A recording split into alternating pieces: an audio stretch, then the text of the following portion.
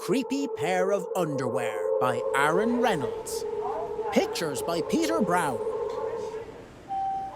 Jasper Rabbit needed new underwear. On Thursday, Mom took him to the underwear store and grabbed the last 3 packages of plain white. But as they headed for the checkout, Jasper spotted them. Creepy underwear. So creepy, so comfy.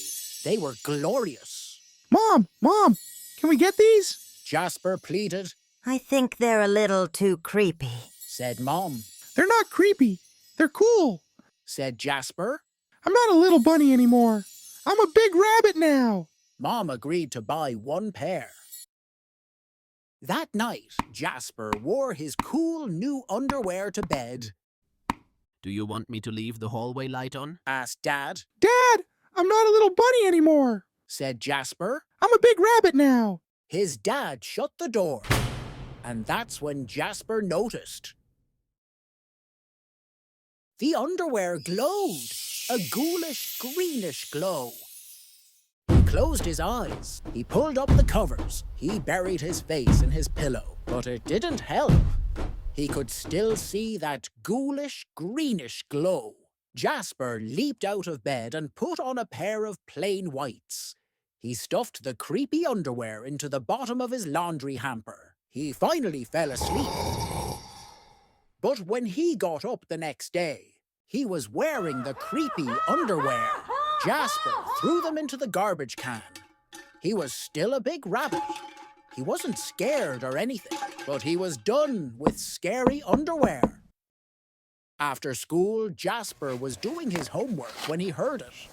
A scratchy, scraping sound coming from his dresser. He opened the drawer and they were back, staring at him with that ghoulish, greenish glow. He snatched the creepy underwear out of the drawer. He grabbed a big envelope and some stamps.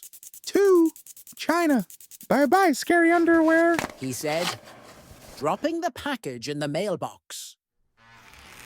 When he opened the front door the next morning, there they were. And were those chopsticks? His creepy pair of underwear had somehow returned from China, and it had brought back souvenirs. Jasper grabbed his mom's good sewing scissors. She didn't like him using them, but this was an underwear emergency. This time, the creepy underwear were gone for good. At bedtime, he slowly opened his underwear drawer.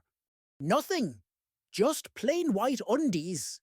He searched under his bed. He shook out his lampshades.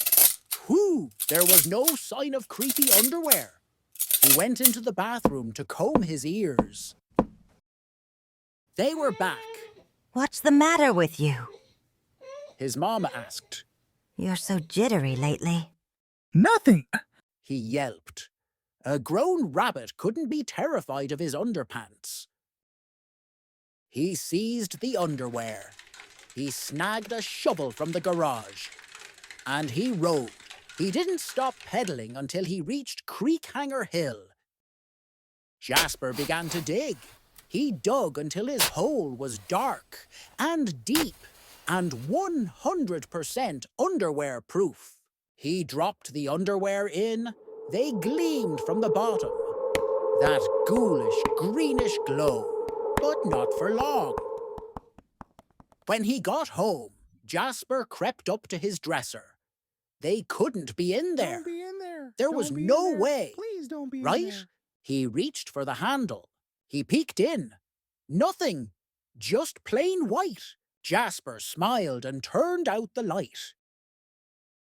There was just one problem. It was really dark in there, even for a big rabbit. Jasper turned on the light. He looked at his non-glowy pair of plain whites, and he knew what he had to do. The next day, Jasper gathered his allowance money and went to the underwear store all by himself, just like a big rabbit. That night, Jasper wasn't scared at all, As he lay down to sleep, he smiled. And so did his underwear, because they had finally found somebody who wasn't scared of creepy underwear. Thank you for reading along with me. I hope you enjoyed this wonderful story, highlighting Jasper's journey to learn that things may seem scary at first, but they can often be overcome with creativity and persistence.